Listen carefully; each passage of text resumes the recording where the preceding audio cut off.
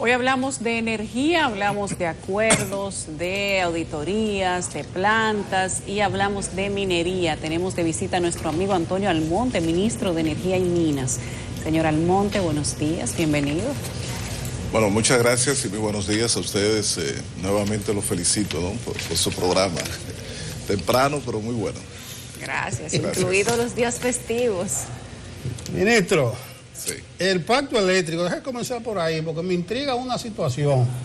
Nosotros entrevistamos aquí a representantes de la sociedad civil y se quejaron de que eso lo llevan como caña para el ingenio, que a ellos no lo han consultado. Hoy veo en el periódico Hoy una declaración del Centro Juan 23, esa era gente aliada del PRM, que ellos apoyan que se ponga como primer punto del Consejo el pacto eléctrico, pero piden que no se haga con una vía rápida que prescinda de algún sector ahí representado. ¿Qué es lo que está pasando? Que hay como un chisme de por medio. Bueno, yo no sé si chisme, pero lo cierto es que el gobierno, y eso es bueno establecerlo con claridad, el gobierno es un actor en la mesa de discusión del pacto eléctrico. El gobierno no es responsable de la gestión del pacto eléctrico, no administra el pacto eléctrico. Tiene su consejo muy capaz, el Consejo Económico y Social, presidido por una personalidad de incuestionable crédito, que es Rafael Toribio. Entonces, es la cúpula de ese consejo, es la dirección de ese consejo quien conduce la dinámica de discusiones y el proceso que debe terminar con la firma del pacto eléctrico. Lo cierto es que lo que ha dicho el gobierno, a través de sus representantes, lo ha dicho el ministro de la Presidencia, presidente de la República, en algunas entrevistas yo mismo en condición de ministro, es que el gobierno está listo para la firma del pacto eléctrico. Ahora, queda, depende de la voluntad y de las gestiones del CES, que eso se concrete. Pero el gobierno dijo que en enero... No, esa fue una forma de decir que estamos listos y que quisiéramos que fuera a la mayor brevedad, porque hay muchas tareas que hacer en ese. Pero el presidente lo dio como una instrucción prácticamente, señor ministro. El presidente dio hasta fecha. No, pero el presidente, o sea, es una expresión de la voluntad. ¿Es una expresión o es una promesa? Es una expresión de la voluntad, de la decisión del gobierno de firmar el pacto eléctrico. Bueno, no va en enero. Ojalá que sea en el más corto posible.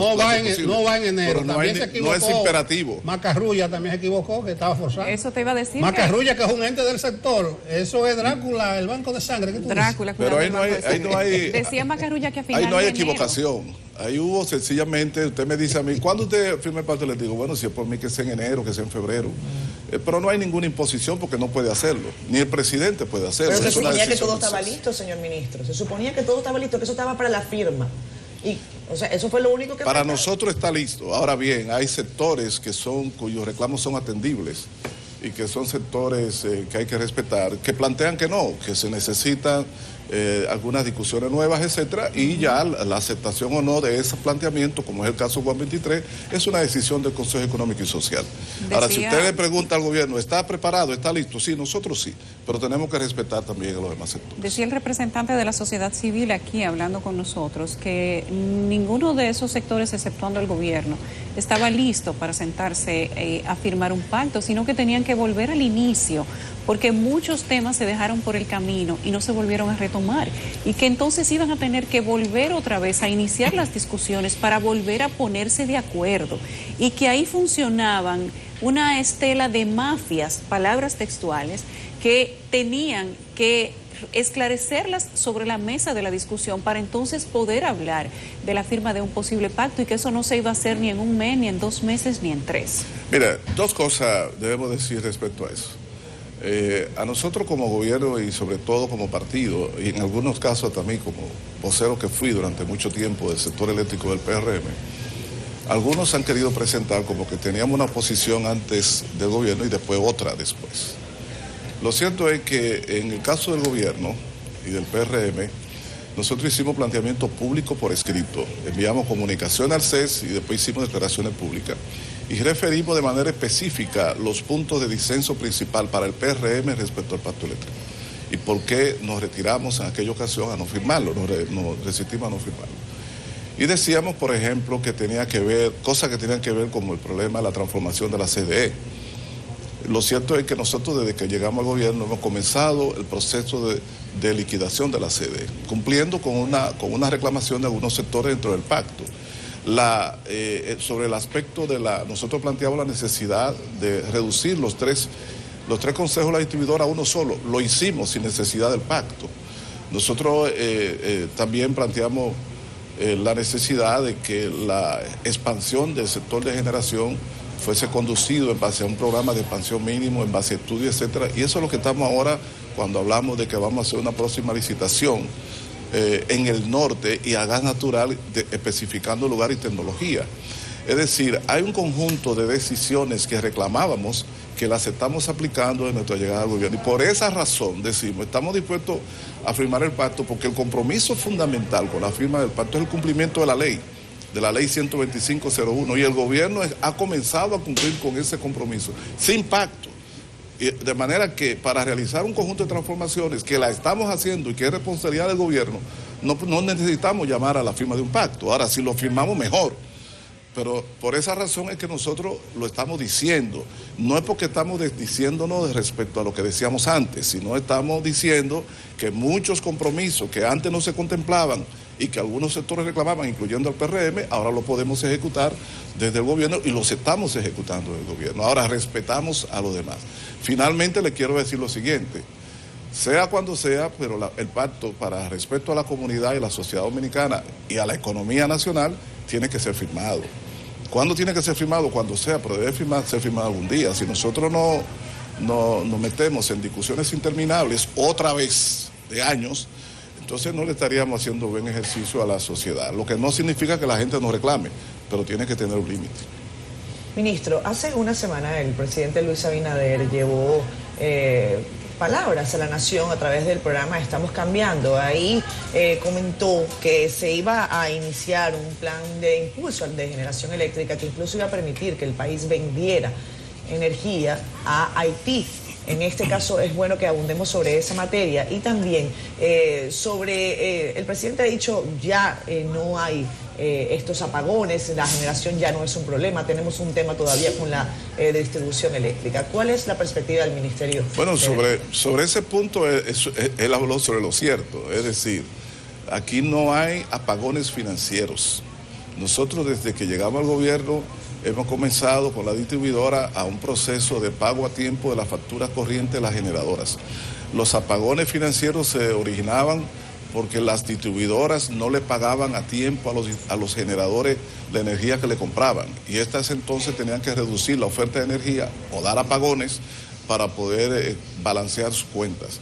Nosotros tenemos ahora mismo hemos cumplido con el pago antes de 30 días todos los meses que hemos estado en el gobierno y por eso la generadora se ha mostrado dispuesta a ofrecer toda la energía que se demanda. Entonces, desde ese punto de vista, cero apagones financieros.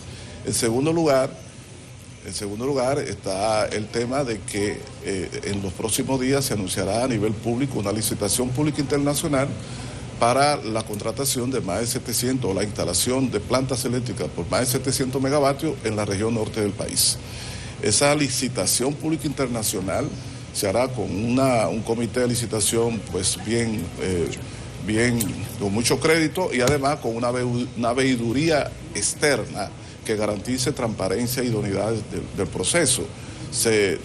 Eso dará como consecuencia que a la vuelta de 3 años, por ejemplo, podríamos tener 700 megavatios más adicionales de energía. Con esa cantidad de energía más otra que proyectan agentes privados, también individualmente en el norte mismo y en otras regiones del país, el país tendrá oferta más que suficiente para abastecer la necesidad nacional y podría venderle bajo determinadas condiciones alguna cantidad de energía al vecino Haití. Eso no hay duda. Ahora mismo, por ejemplo, Punta Catalina 2, que son 300 y pico de megavatios, tiene como 20 días fuera de servicio porque se está en reparación de su caldera. Y la gente ni se entera, simple y llanamente porque ya el sistema está abasteciendo energía suficiente está en un proceso de madurez para el sector eléctrico. Digamos que estamos en un proceso ya de madurez. Estamos en un proceso de madurez, pero yo tengo que decir algo y no quiero que se vea como autobombo. Nosotros establecimos de llegada al gobierno una mesa de coordinación con los generadores privados. De manera que hemos hecho 3 reuniones con todos los empresarios del sector de generación, discutiendo punto por punto, uno por uno, la necesidad y la situación del sector generador. Tenemos otra próximamente. ¿Qué sucede con eso? Que de esa manera el sector de generación ha visto la voluntad y disposición del gobierno de resolver los problemitas que a veces surgen de combustible, de unos permisos que hay que dar a tiempo, la programación de las reparaciones o mantenimiento de plantas sin afectar lo demás, coordinado con otras plantas. Todo eso ha generado también una mayor disposición del sector de generación a tener siempre plantas ready para ofrecer energía. Eso nosotros lo hemos hecho con el propósito de optimizar la capacidad instalada que existe en el país. Porque a veces hay apagones sin necesidad. Yo quiero hacer ahí una precisión, o le voy a pedir una precisión. Cuando usted dice que la República Dominicana tiene capacidad suficiente de generación, y eso le llamó la atención a algunos ciudadanos en cuanto a las palabras del presidente Abinader, ¿por qué no se mencionó a Punta Catalina como parte de esa solución? ¿No solucionó nada Catalina en cuanto a generación? Mire, sin mencionar, cuando el presidente Abinader, o en mi caso decimos que tenemos capacidad suficiente, si comenzamos a mencionar planta por planta, tenemos que mencionar como 20 plantas que existen. O sea, el país cuenta con capacidad de abastecer energía suficiente, que ha sido un proceso muy largo, pero lo cuenta con ello. ¿Cuál es el tema entonces para fines de nuevas licitaciones, etcétera? Bueno, que todavía el parque de generación tiene plantas que son, en términos tecnológicos, en términos de edad y en términos de costo, ineficiente en cuanto a lo que pudiéramos tener. Y hay que seguir todavía profundizando la renovación hasta tener un parque de generación suficientemente adecuado para la demanda y para la necesidad del país. Ministro, hablar de nueva construcción de plantas en el país es poner a la gente en atención nuevamente después de lo que significó la construcción de licitación, adjudicación y construcción de Punta Catalina, que pudiéramos definirlo nosotros como un parto. Fue un parto que fue sumamente costoso para todos los ciudadanos, aunque hoy estemos, digamos que disfrutando del resultado de aquello que ciertamente está siendo positivo. ¿Cuáles son las medidas que va a tomar el Ministerio de Energía y Minas, el gobierno en general, para que la construcción de una nueva planta no sea la sombra de lo que fue Punta Catalina? Bueno, el primer punto es, la primera gran diferencia es que Punta Catalina fue construido con recursos del Estado, con préstamos en la banca nacional y préstamos en la banca internacional, recursos propios del Estado, endeudándose el gobierno y haciendo un proyecto que todos conocemos. En este caso, el gobierno de Luis Abinader no va a construir planta eléctrica de ningún tipo como gobierno. O sea, el Estado no va a poner un centavo en la construcción de ninguna planta. Va a ser una licitación para que el sector privado, local o internacional, que quiera instalar la planta del tamaño que decida el gobierno y en la localización que decida el gobierno, la construya. Lo único que hará el Estado es comprarle la energía que produzca para distribuirla a través de las 3 distribuidoras. Entonces ya eso de por sí garantiza que para construir esas plantas eléctricas el Estado Dominicano no se va a endeudar, ni va a utilizar un solo centavo de su presupuesto. Y en segundo lugar, de manera transparente, aparte del comité de licitación, se propondrá, se creará un comité de veeduría de personalidades nacionales a todo crédito, a los fines de que sea un proceso transparente, limpio y público. Nosotros también estamos muy conscientes del trauma que produjo el proceso de Punta Catalina en la conciencia nacional y en la institucionalidad del país. Y no quisiéramos vernos ni de cerca en ese tipo de situación.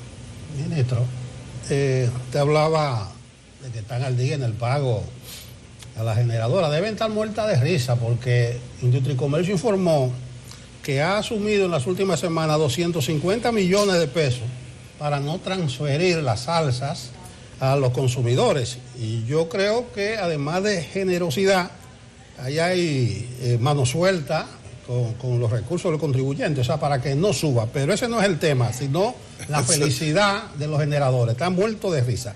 Punta Catalina, a propósito... Pero yo no entiendo ahí por qué tú lo dices, porque nosotros no hemos asumido ningún tipo de deuda ni de nada con los generadores para pagarle. Una cosa es Industria y Comercio y el tema de los combustibles de otro tipo. Sí, para que no suba. Y otra cosa es el Ministerio de Energía y Minas y lo que están haciendo. Te entiendo, yo no se lo digo. Estamos pagando los generadores lo que ellos no venden. venden. Yo eso estoy diciendo, pero adicionar a pero la usted sede. hace una asociación que yo no la entendí. No, yo no la hice. Si no supe expresarme, usted me excusa. Yo digo que está muerto de la risa, porque también de parte de Industria y Comercio se están asumiendo los costos casi toda la semana. Es decir, que eso le llega. Punta Catalina, la venta del capital accionario, ¿en qué está eso? ¿Va a ser una parte, va a ser completa o se desistió? Punta Catalina hay dos cosas que le puedo decir en eso, que es muy buena observación. En primer lugar, Punta Catalina 1, la planta número 1, se le vencía en primer término la garantía de un año después de la entrega provisional que se hizo de ella en octubre del 2019, pues en octubre de este año del año pasado cumplió un año. Y entonces debimos emitir el certificado de aceptación definitiva conforme de esa planta. Pero debido a que nosotros tan pronto llegamos, comenzamos a investigar y detectamos y discutimos un conjunto de inconsistencias y de fallas, decidimos que no íbamos a emitir ese certificado de aceptación definitiva y iniciamos un proceso de discusión que todavía se mantiene con el contratista. Y por esa razón, todavía Punta Catalina 1 no ha sido definitivamente aceptada por el Estado dominicano, porque hasta que no cumpla con lo establecido en el contrato, vamos a mantener esa posición. No podemos dar como bueno y válido algo que todavía nosotros no estamos complacidos. Punta Catalina 2 cumpliría con eso en abril, el próximo mes de abril, y esperamos que realmente no haya ninguna dificultad. En esas condiciones, hasta que el Estado Dominicano no emita la carta de aceptación definitiva, que definitivamente ya, valga la redundancia, establezca un límite a las relaciones con el contratista Odebrecht, en esas condiciones entonces todavía Punta Catalina 1 y Punta Catalina 2 siguen siendo plantas que están en un proceso relativamente no sueltos con respecto a Odebrecht. Ahora, lo que se está pensando y lo que se va a hacer es constituir a la Central Termoeléctrica Punta Catalina en una empresa con capital propio, con personería jurídica propia, una empresa que pudiera ser una compañía por acciones, propiedad del Estado, pero una empresa independiente. Saldría de la CDE o de lo que es el Ministerio de Energía y Minas y operaría como una empresa, una central termoeléctrica independiente y propiedad del Estado. En eso estamos. Ministro, con relación a la expansión de la mina de la Barrick Gold acá, usted ha dicho recientemente que están esperando un estudio de factibilidad. No sé si se ha podido avanzar en cuanto a eso. Entiendo que las relaciones entre el gobierno y la Barrick Gold en este momento son bastante positivas, ya que precisamente se logró un importante acuerdo desde el punto de vista impositivo que permitió en cierta medida colocar unos parches al principio del proceso gubernamental. Sí, lo primero es que la Barrick Gold, como toda mina o empresa minera de ese tipo, pues tiene un proceso inicial de producción, llega a un pico, después comienza a descender su productividad porque, ¿verdad?, se va haciendo más escaso. Y luego entonces es posible, en este caso lo es, que aparezcan las condiciones para volver a relanzar o elevar su productividad. Y eso es a lo que estamos hablando de expansión de la planta, de la actividad minera de Barrick Gold. Para eso necesita una zona donde depositar los residuos, que se le llama presa de colas, que es típica en donde quiera que hay... La estamos viendo en pantalla, por cierto. Esa es la presa de colas. Que es típica donde quiera que hay minería metálica. No, esa no, la imagen que teníamos No, antes. no es la presa de cola porque presa... Justo antes de esa imagen, ministro, por eso lo decía. Pero no, sí. Lo que quiero decirle es que Barrick Gold todavía para lo que está diciendo no tiene la presa de cola todavía. Hay una presa de cola, bueno, que tuvo pero ya pasó, que es la de Yagal. Hay 4 presas de cola en República Dominicana. 4 presas de cola. La Laguna, Mejita, el Yagal, no recuerdo otra, pero hay 4 presas de cola porque de otras mineras en el país. Las presas de cola son normales donde quiera que haya actividad minera, sobre todo de productos metálicos. Claro. En este caso, la Barrick Gold quiere expandirse y tiene varias opciones para proponer la construcción de presas de cola. Lo que ha establecido el gobierno, primero es que ve con buenos ojos, está de acuerdo con la expansión de la producción de oro y la exportación de oro y de la Barrick-Gold. Segundo, que ya esa expansión a través de las presas de cola o incluyendo la construcción de una presa de cola no se ha definido. Porque una cosa es la propuesta que tenga la empresa y otra cosa es la decisión del Estado. No se ha decidido porque ni siquiera se ha hecho y se ha presentado un estudio de impacto ambiental al Ministerio de Energía y Minas ni al Medio Ambiente. Y nosotros solo podemos dar autorización y permiso cuando hay un estudio de impacto ambiental que nos permite evaluar si corresponde o no corresponde en la localización o localizaciones que diga la minera. Por eso yo quiero dejar clarísimo aquí que el gobierno dominicano no ha autorizado todavía la construcción de ninguna presa de cola para Barrick-Gold en estos momentos, debido a que ni siquiera se han hecho los planteamientos de estudio de impacto ambiental. Eso significa que la decisión del gobierno en ese sentido no se ha tomado. La decisión que sí tiene el presidente Luis Abinader y el gobierno es de respaldar la ampliación y la continuación de la explotación de oro en condiciones en que se garantice el respeto al medio ambiente y a la población. ¿Qué va a pasar en ese caso con el lugar donde se sugiere o se plantea? Va a depender de las evaluaciones que se hagan y del estudio de impacto ambiental que se presente, etcétera, etcétera. Ministro, hace semanas ya que habíamos hablado de las pérdidas de materiales que tenían las diferentes distribuidoras, de norte, de sur. ¿Diferentes? Pérdidas de materiales, cosas que no habían encontrado, cosas que se habían pagado y no estaban. Vimos un video del director de Edenorte hace algunos días donde él decía que estaban encontrando materiales y que los estaban recuperando y que esto iba a disminuir esa falta de capacidad de respuesta que tenía la distribuidora a propósito de los primeros días de que habían llegado. ¿Cómo va ese proceso? Fíjese, nosotros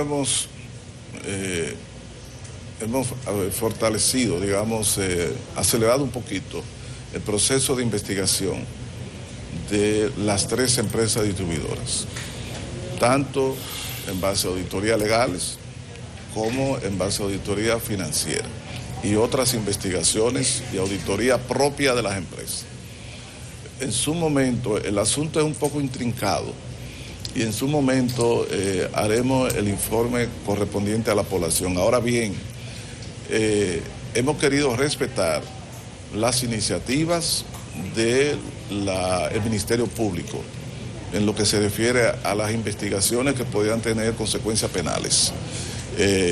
Y por eso también queremos respetar que el proceso no se vea como contaminado, pudieran pensar o decir, de intenciones políticas, sino es un proceso que debe ser transparente y con el espíritu fundamental de aplicar y administrar justicia. Ahora, lo que se puede estar seguro es que el Ministerio de Energía y Minas y las empresas distribuidoras van a dar a conocer en su momento a la sociedad dominicana, como también al Ministerio Público, los hallazgos. De hecho, de ya nosotros hemos estado colaborando con esas investigaciones que se están haciendo. Ministro, hay que concordar con usted de que en este momento los apagones no están castigando a la población. Usted dijo, incluso con una de las unidades de Punta Catalina afuera. Denos finalmente una panorámica general de la generación en este momento y la perspectiva para las próximas semanas.